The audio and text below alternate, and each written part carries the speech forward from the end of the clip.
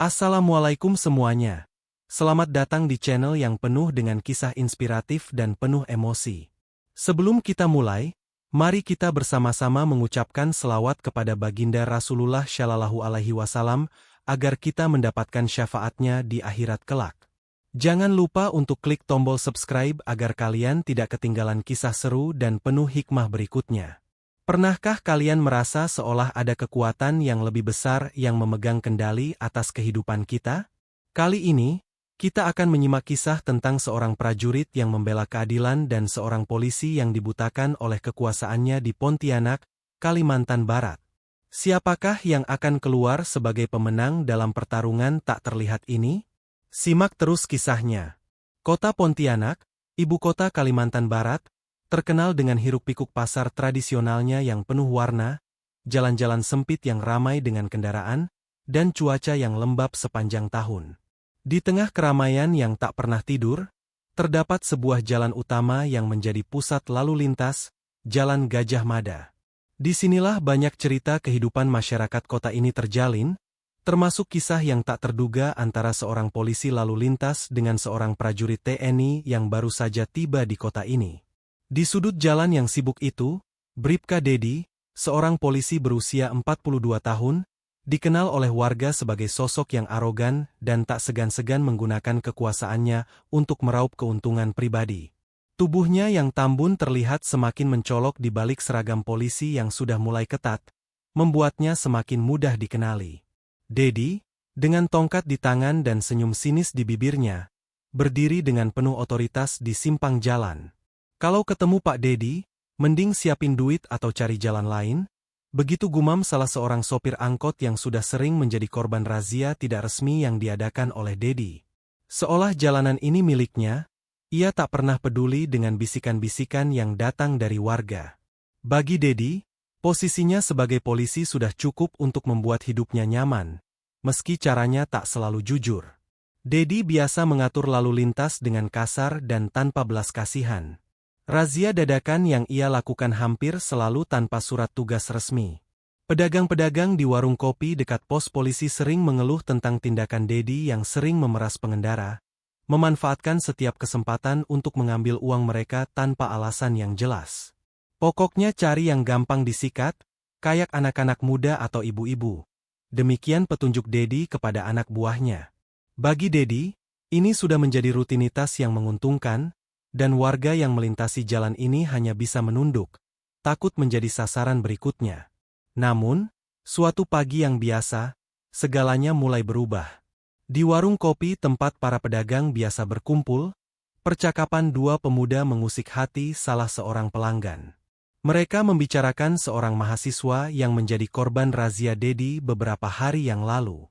"Gila, bro, si Dedi itu minta duit ke anak kuliahan. Katanya sampai nangis. Kalau ada yang ngelawan, bakal lebih parah lagi," kata salah satu dari mereka. Pemuda yang satu lagi hanya mengangguk, tak bisa berbuat apa-apa.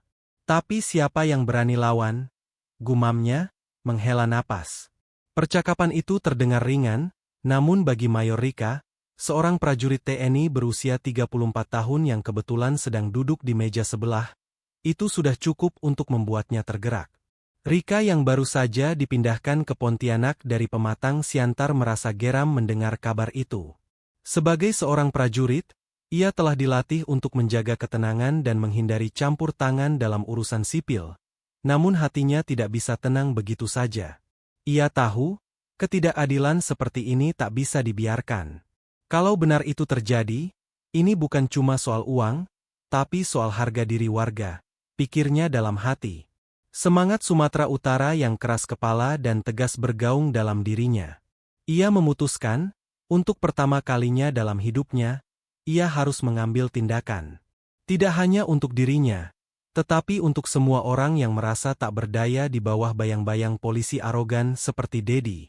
Pagi itu, setelah menyelesaikan sesi latihan fisik di batalion, Rika memutuskan untuk mampir ke warung kopi yang sama. Ia ingin menyelami lebih dalam perasaan para pedagang dan warga tentang keberadaan Bribka Dedi. Tanpa disadari, langkah kaki Rika sudah mulai memasuki jalur yang tak bisa lagi ia tarik mundur. Tindakannya bukan hanya akan melibatkan dirinya, tetapi akan merubah cara pandang banyak orang terhadap kekuasaan yang telah lama disalahgunakan oleh Bribka Dedi. Pagi itu, Mayor Rika baru saja menyelesaikan latihan fisik yang menuntutnya untuk menguji ketahanan tubuhnya. Keringat menetes di keningnya saat ia melewati gerbang batalion menuju jalan utama Pontianak. Suasana kota yang padat dengan lalu lintas dan suara kendaraan bermotor yang bising terasa semakin hidup dengan aroma khas Kalimantan Barat. Campuran kopi, pedagang pasar, dan tanah basah setelah hujan semalam. Rika, yang mengenakan jaket kulit lusuh dan topi baseball, tampak seperti wanita biasa, namun di balik penampilannya yang sederhana, ada keteguhan hati yang tak mudah tergoyahkan. Ia mengendarai motor matiknya yang sudah tua, namun gerakannya tetap penuh kewaspadaan. Sebagai seorang prajurit, Rika telah terbiasa dengan berbagai situasi yang penuh tekanan. Namun, kali ini ia merasakan ada sesuatu yang mengganggu ketenangannya. Beberapa langkah setelah keluar dari kawasan batalion, Rika berhenti di sebuah warung kopi yang kecil di sudut jalan. Aroma kopi hitam yang baru diseduh mengundangnya untuk duduk sejenak. Di meja sebelah, dua pemuda sedang bercakap-cakap dengan suara pelan, namun kata-kata mereka cukup jelas terdengar oleh Rika. Pembicaraan itu mengangkat isu yang tengah beredar di kalangan warga tentang Bribka Dedi. Salah satu pemuda berkata dengan suara agak kesal, "Kalian tahu gak, kemarin Bribka Dedi razia di Jalan Alian, dan si anak kuliahan itu sampai nangis minta duit supaya gak ditahan. Udah gitu dia minta lebih dari yang biasanya, katanya sih buat biaya hidup dia," kata pemuda itu sambil menghela napas panjang. Pemuda satunya hanya mengangguk, menambahkan, "Iya, bro. Kita udah lama ngerasain ketidakadilan dari Dedi, tapi siapa yang berani melawan? Kalau dia udah mulai cari duit, ya udah siap-siap aja. Bahkan kalau ada yang ngelawan, dia bisa langsung panggil temen-temennya. Udah nggak aman, sih." Rika menatap kedua pemuda itu dengan seksama. Hatinya terasa panas. Sebagai seorang prajurit TNI, ia sudah terbiasa menghadapi berbagai tantangan. Tetapi, mendengar cerita seperti ini, tentang seorang polisi yang menyalahgunakan kekuasaannya untuk merampas hak orang lain demi kepentingan pribadi, ia merasa tak bisa tinggal diam. Tidak hanya karena tindakan tersebut merugikan banyak orang, tetapi juga karena Dedi, seorang aparat negara, justru bertindak seolah-olah ia di atas hukum. Rika mengalihkan pandangannya dari kedua pemuda itu dan mulai menghirup kopinya. Rasanya pahit, namun ia tidak bisa menikmati secangkir kopi dengan tenang. Ini sudah melewati batas, gumamnya pelan dalam hati. Ia menatap langit yang mulai mendung, seolah merasakan ketegangan yang sama yang melingkupi kota ini. Ia tahu apa yang harus dilakukan, namun ia juga sadar bahwa langkah ini bukanlah langkah yang mudah. Tugasnya sebagai seorang prajurit TNI adalah untuk menjaga ketertiban dan melindungi rakyat. Namun apakah itu berarti ia harus diam ketika melihat ketidakadilan di depan mata? Rika memutuskan untuk bertindak, meskipun itu berarti ia harus melawan sistem yang sudah terbentuk begitu lama. Ia harus mencari tahu lebih lanjut tentang Dedi, tentang bagaimana dan mengapa dia bisa sampai begitu berani melanggar aturan tanpa rasa takut. Ini bukan hanya tentang satu orang atau satu razia ilegal, tetapi tentang masa depan kota ini, tentang bagaimana warga harus hidup dalam ketakutan karena aparat yang seharusnya melindungi mereka malah menjadi sumber penindasan. Sambil meneguk sisa kopinya, Rika menyadari bahwa tindakan pertama yang harus ia lakukan adalah mencari informasi lebih banyak. Ia perlu berbicara dengan warga yang mungkin pernah menjadi korban razia ilegal Dedi, mengetahui lebih dalam tentang siapa sebenarnya Bribka Dedi dan apa yang bisa dilakukan untuk menghentikan kekuasaannya yang sudah tak terkendali. Namun, ia juga harus berhati-hati. Tidak semua orang berani melawan atau berbicara terbuka tentang tindakan Dedi. Rika harus bisa memperoleh bukti yang cukup agar bisa mengambil langkah yang lebih jauh. Dengan tekad yang bulat, Rika membayar kopi dan melangkah keluar dari warung, memacu motornya kembali ke arah jalan utama. Ia tahu, hari ini bukanlah akhir dari masalah ini, tapi baru saja dimulai. Ketidakadilan yang telah lama terjadi di kota ini harus dihentikan, dan ia siap untuk menjadi agen perubahan itu. Hari itu, Cuaca di Pontianak terasa gerah. Meskipun matahari tidak tampak sepenuhnya karena awan mendung yang menggelayuti langit, udara terasa begitu lembab, seperti udara yang tak bisa bernapas. Motor Matic tua yang dikendarai Mayor Rika melaju pelan di Jalan Gajah Mada, salah satu jalan utama kota yang selalu dipenuhi kendaraan. Setelah percakapan di warung kopi tadi pagi, Rika merasa semakin yakin bahwa ia harus mengambil langkah tegas terhadap tindakan Bribka Dedi. Hatinya masih penuh gelora setelah mendengar cerita tentang razia ilegal yang dilakukan Dedi, tetapi ia tahu ini bukan saatnya untuk terburu-buru. Ia butuh bukti, dan untuk mendapatkannya, ia harus melihat langsung bagaimana Dedi bertindak di lapangan.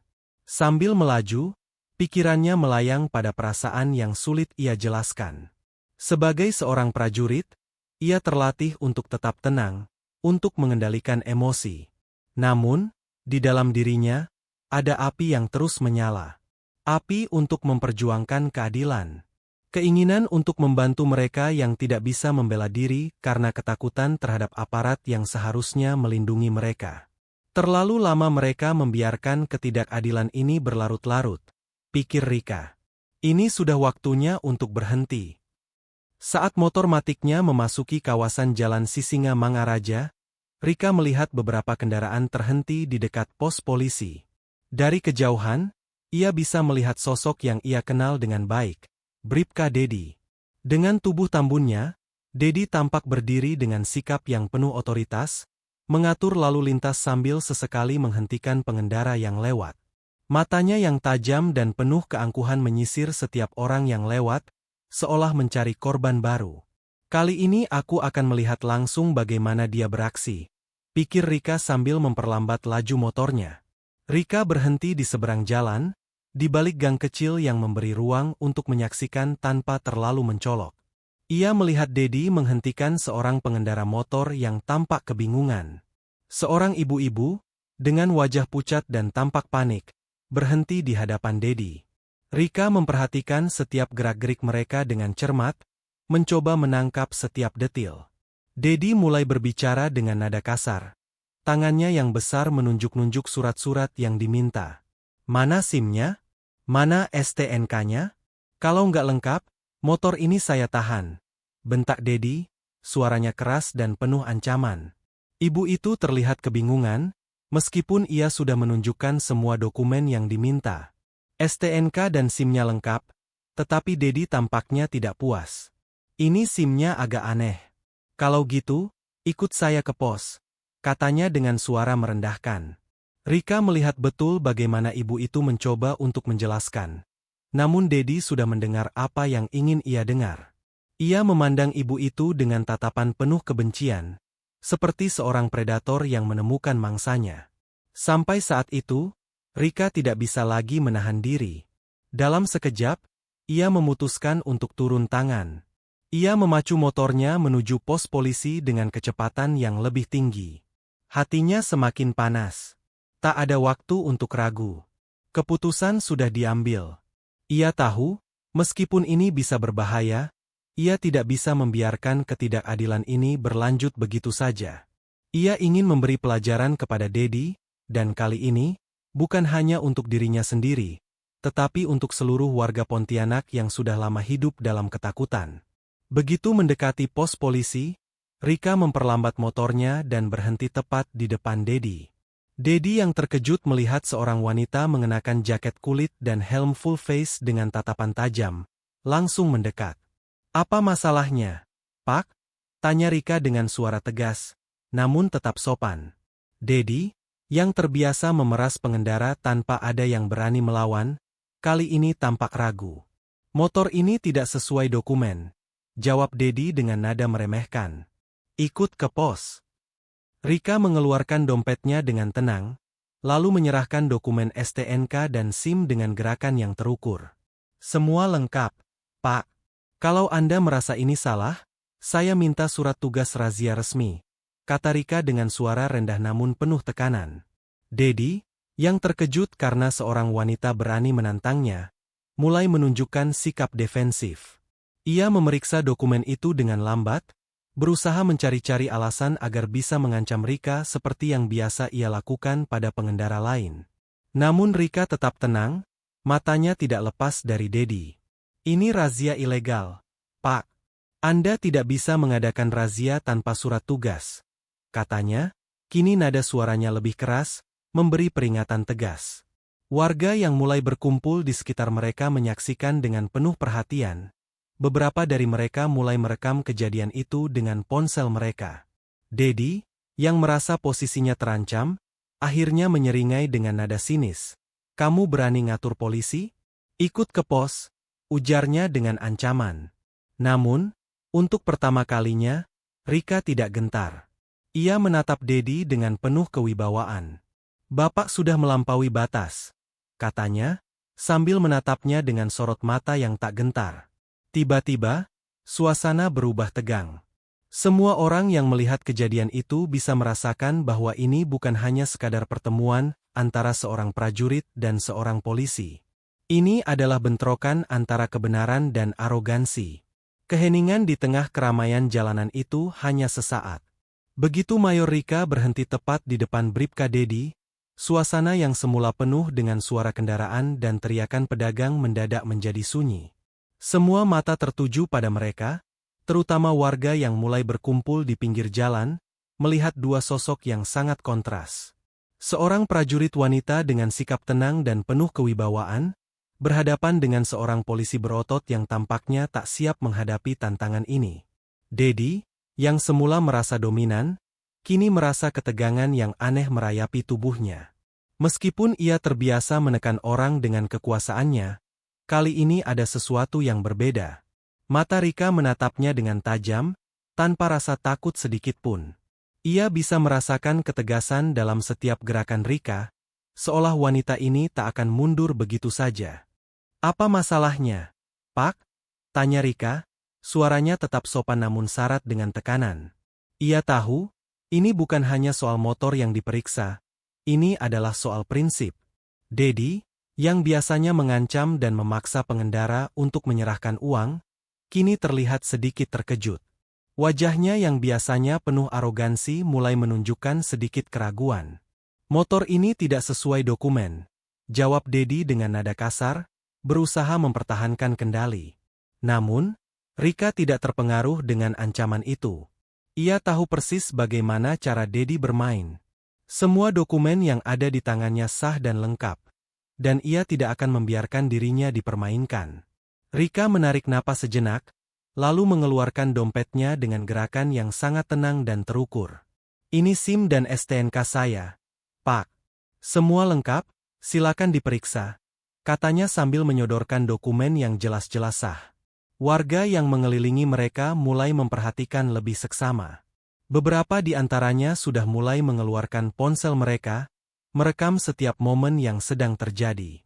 Mereka tahu, kejadian ini bukan kejadian biasa. Seorang polisi yang selama ini ditakuti kini berhadapan dengan seseorang yang tak gentar. Bahkan ketika dia tahu itu bisa berujung masalah besar. Dedi mengambil dokumen itu dengan gerakan lambat, mencoba mencari celah untuk memberikan alasan bahwa ada yang salah. Ia memeriksa STNK dan SIM yang disodorkan dengan seksama, seolah-olah berharap menemukan sesuatu yang bisa ia manfaatkan. Namun, tak ada yang bisa ia temukan. Semua sah, semuanya benar. Ini agak aneh, katanya akhirnya, seolah mencoba mencari alasan. Nomor STNK ini beda dari biasanya. Kalau kamu nggak mau ikut ke pos, motor ini akan saya tahan, ancamnya dengan nada yang lebih tinggi. Namun, Rika tetap tenang. Pak, saya sudah mengatakan bahwa dokumen saya sah. Kalau ini razia resmi, mana surat tugas Anda? Tegas Rika, matanya semakin tajam. Tanpa gentar sedikit pun, ia melangkah lebih dekat. Kali ini, sorot matanya penuh tantangan, memancarkan wibawa yang membuat Dedi untuk pertama kalinya merasa terpojok. Dedi yang terpojok mulai gelisah, ia mulai merasa bahwa semua orang yang ada di sekitar mereka memperhatikan. Dan ini mulai menggoyahkan rasa percaya dirinya yang selama ini besar. Kamu berani ngatur-ngatur polisi? Teriaknya dengan marah. Tubuhnya yang besar melangkah maju, namun Rika tidak mundur. Ia tetap berdiri tegak, tidak takut sedikit pun.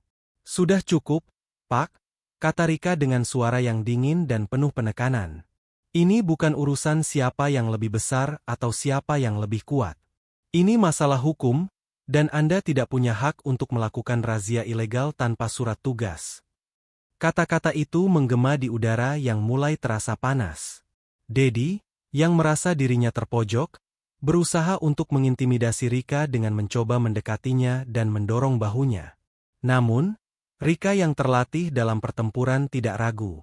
Dengan kecepatan refleks yang luar biasa, ia menangkap tangan Dedi yang mendorongnya dan memelintirnya dengan cepat. Dedi meringis kesakitan, dan saat itu, semua orang yang menyaksikan kejadian ini terdiam. Tindakan Rika yang begitu cepat dan penuh ketegasan seolah memberikan pelajaran keras kepada Dedi bahwa kekuatan fisik semata tidak bisa menindas keadilan. Dedi yang masih dalam posisi tertunduk dan kesakitan mencoba untuk menarik kembali tangannya, tetapi Rika menatapnya tanpa ekspresi.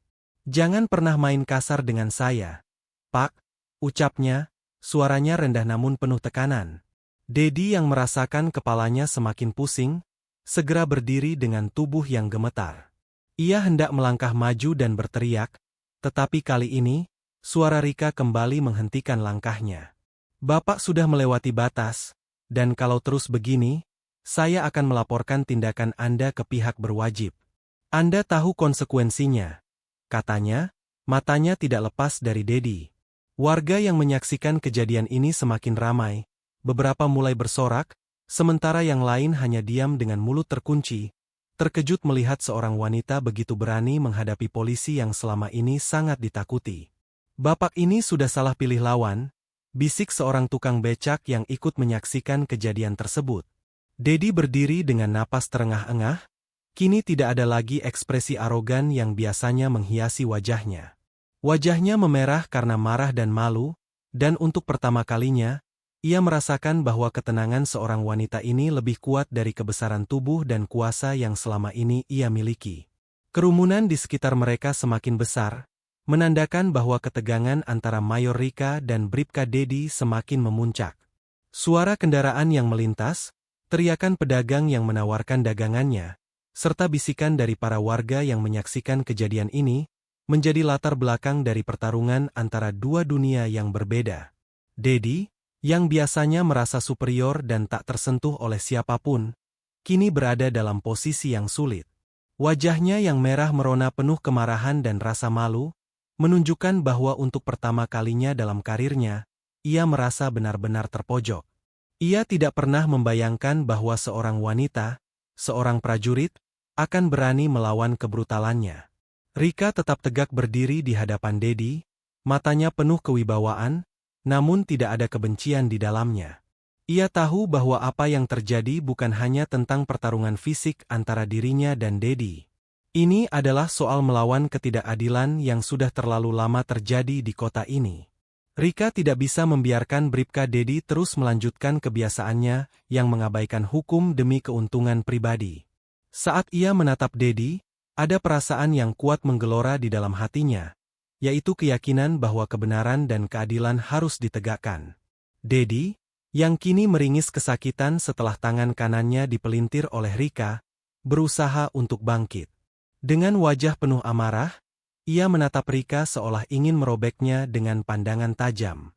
"Kamu berani banget ya? Ngomong tentang hukum sama polisi," teriaknya, suaranya keras, namun penuh ketegangan.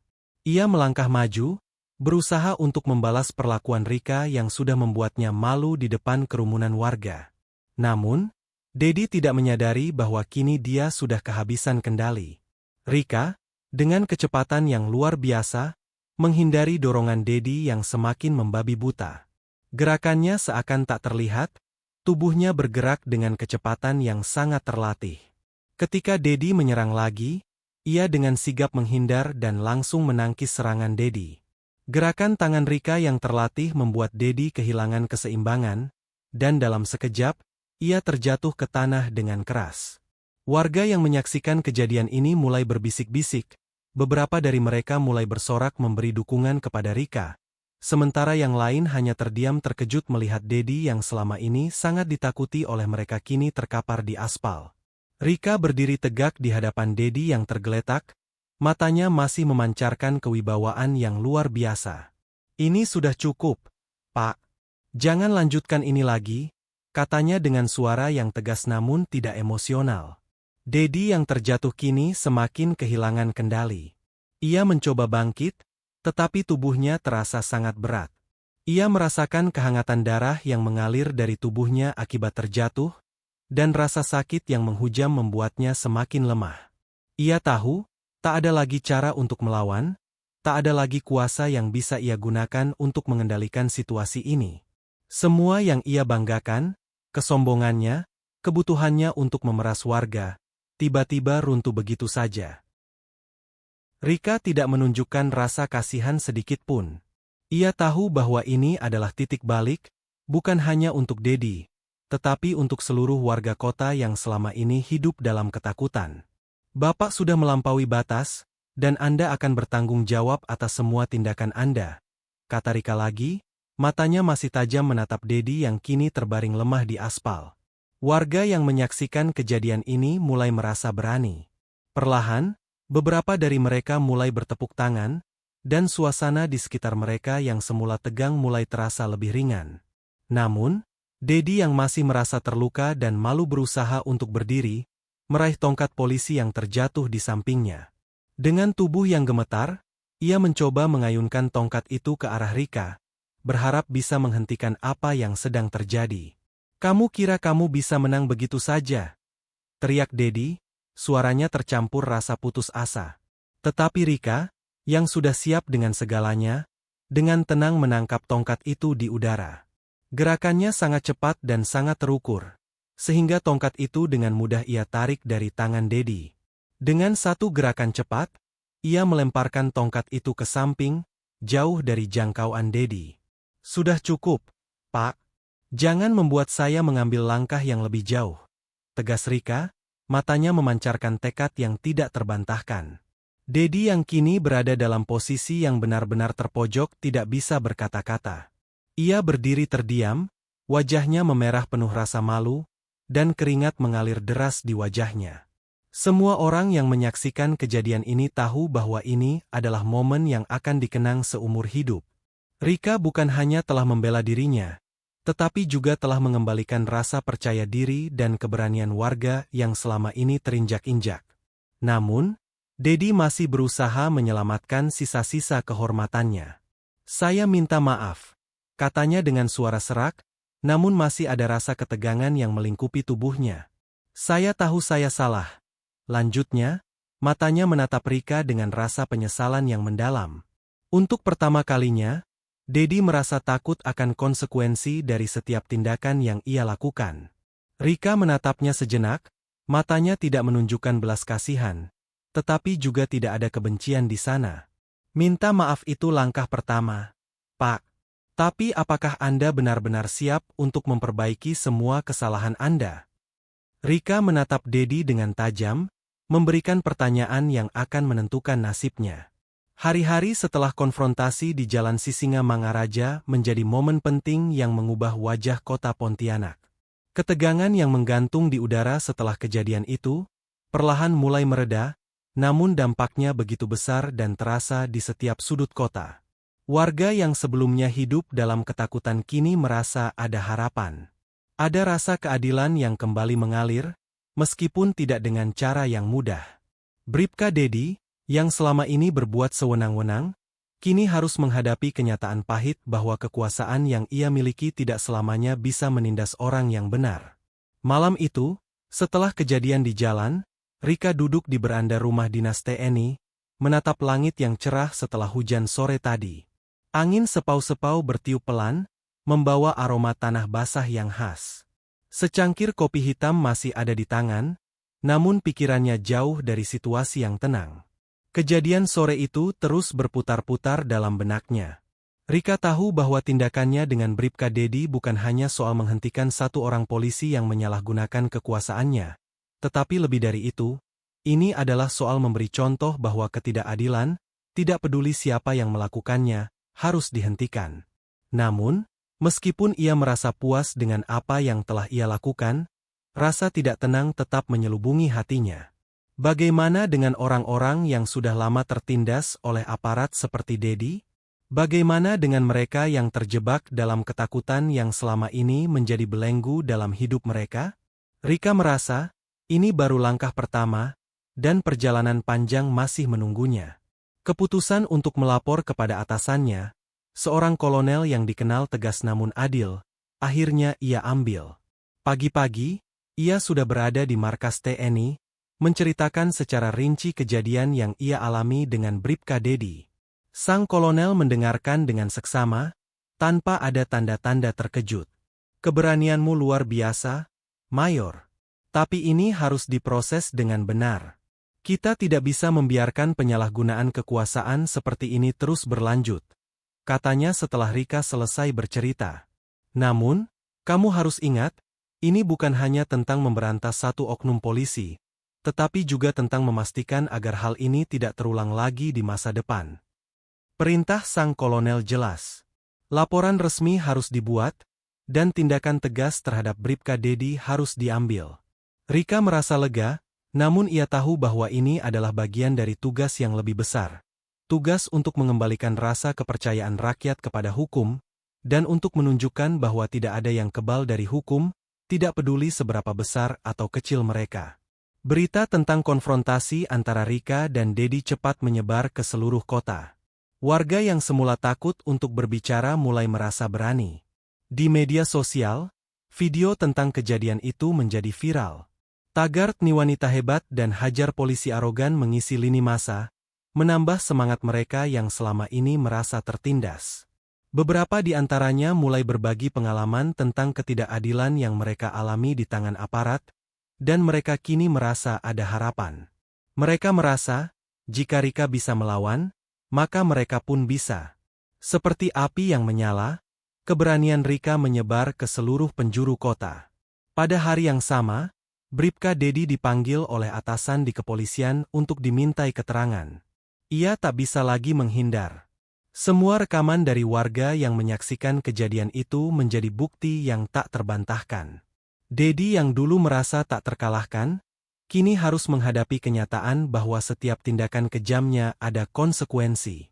Ia digiring ke ruang interogasi dengan tangan gemetar, wajahnya yang biasanya penuh arogansi kini hampa, seperti seseorang yang sedang berjuang menghadapi ketakutan terbesar dalam hidupnya.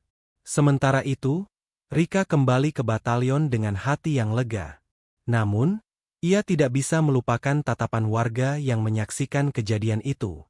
Banyak yang mengucapkan terima kasih padanya, beberapa bahkan memberikan pelukan hangat sebagai tanda penghormatan.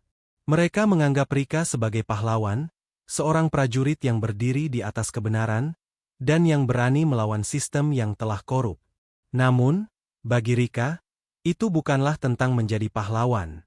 Ini adalah tentang menjalankan tugasnya, tentang menjaga harga diri, dan yang paling penting, tentang memastikan bahwa keadilan tidak pernah terjual demi kepentingan pribadi. Setelah beberapa minggu, keputusan tentang tindakan yang akan diambil terhadap Bribka Dedi akhirnya keluar. Dedi dijatuhi sanksi yang sangat berat, penurunan pangkat dan mutasi ke daerah terpencil. Hukuman itu tak hanya mencerminkan kesalahan yang telah ia perbuat, tetapi juga sebuah pesan tegas kepada seluruh anggota kepolisian dan aparat lainnya bahwa penyalahgunaan kekuasaan tidak akan pernah dibenarkan. Warga kota Pontianak merasa lega, dan meskipun mereka tahu bahwa Dedi tidak akan pernah bisa mengembalikan semuanya, mereka merasa ada harapan baru. Rika duduk kembali di beranda rumah dinasnya, kali ini dengan perasaan lebih ringan. Ia tahu, meskipun pertempuran ini telah dimenangkan, perjalanan menuju perubahan yang lebih besar masih panjang. Namun, setidaknya, kota ini telah berubah sedikit demi sedikit. Di jalanan yang sama, warga kini bisa berjalan dengan lebih percaya diri, mengetahui bahwa mereka tidak sendirian.